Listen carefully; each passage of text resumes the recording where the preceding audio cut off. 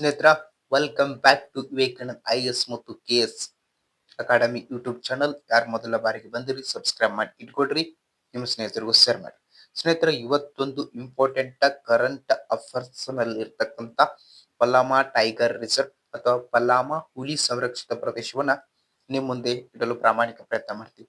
ಸ್ನೇಹಿತರ, ಮೊದಲನೇದಾಗಿ ನಿಮಗೆ ಏನು ಕ್ವಶನ್ ಆಗ್ತದಂದ್ರೆ, ಈ ಪಲಾಮ ಟೈಗರ್ ರಿಸರ್ವ್ ಯಾವ ರಾಜ್ಯದಲ್ಲಿ ಇದು ಜಾರ್ಖಂಡ್ ರಾಜ್ಯದಲ್ಲಿ ಇರುವ ಒಂದು ಹುಲಿ ಸಂರಕ್ಷಿತ ಪ್ರದೇಶ ಆಗೈತಿ.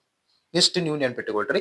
ಮತ್ ಇದರ ಸ್ವಲ್ಪ ಹಿನ್ನೆಲೆ ಮತ್ತು ಇದ್ರ ಬಗ್ಗೆ ನೋಡ್ತಾ ಹೋದ್ರೆ, ಪಲಾಮ ಹುಲಿ ಸಂರಕ್ಷಿತ ಪ್ರದೇಶ ಇಟ್ ಮೀನ್ಸ್ ಪಲಾಮ ಟೈಗರ್ ರಿಸರ್ವ್ ಜಾರ್ಖಂಡ್ನ ಛೋಟಾ ನಾಗ್ಪುರ್ ಪ್ರಸ್ಥಭೂಮಿಯಲ್ಲಿ ಇದೆ.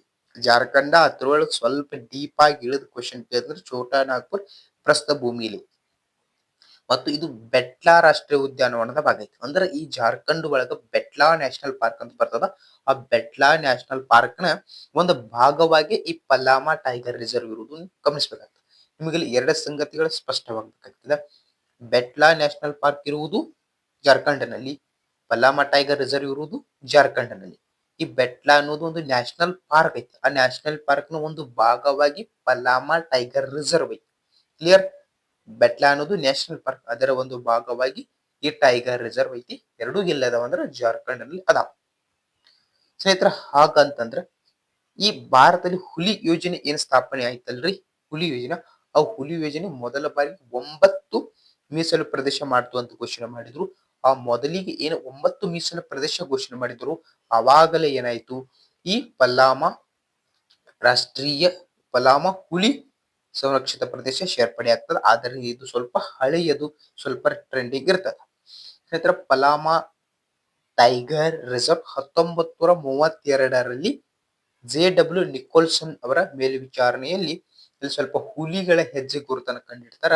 ಅವಾಗ ಏನಾಗ್ತದ, ಹುಲಿಗಳ ಗಣತಿಯನ್ನು ನಡೆಸಿದ ಮೊದಲ ಪ್ರದೇಶ ಈ ಪಲಾಮ ಟೈಗರ್ ರಿಸರ್ವ್ ಆಗ್ತದ. ಇನ್ನೊಮ್ಮೆ ಹೇಳ್ತೀನಿ, 1932ರಲ್ಲಿ JW ನಿಕೋಲ್ಸನ್ ಅವರು ಮೇಲ್ವಿಚಾರ ಮಾಡಾಗ ಹುಲಿಗಳ ಹೆಜ್ಜೆ ಗುರುತಿನ ಮೂಲಕ ಎಣಿಕೆ ಮಾಡ್ತಾರ. ಆದ್ದರಿಂದ ಹುಲಿಗಳ ಗಣತಿಯನ್ನು ನಡೆಸಿದ ವಿಶ್ವದ ಮೊದಲ ಪ್ರದೇಶ ಯಾವ್ದಂತರ ಈ ಪಲಾಮ ಟೈಗರ್ ರಿಸರ್ವ್ ಆಗ್ತದೆ. ಇಷ್ಟು ನಿಮಗೆ ಗೊತ್ತಿರಬೇಕಾಗ್ತದೆ. ಇಷ್ಟು ಇದ್ರ ಬಗ್ಗೆ ಮಾಹಿತಿ ಐತಿ. ಇದೇ ರೀತಿಯಾಗಿ ವಿಡಿಯೋಗಳು ಶಾರ್ಟ್ ವಿಡಿಯೋ ಬರ್ತಾ ಹೋಗ್ತಾವ, ನೋಡ್ತಾ ಹೋಗ್ರಿ. ಮತ್ತೆ ನೆಕ್ಸ್ಟ್ ವಿಡಿಯೋ ಭೇಟಿಯಾಗೋಣ. ಅಲ್ಲಿ ಬೈ ಬಾಯ್.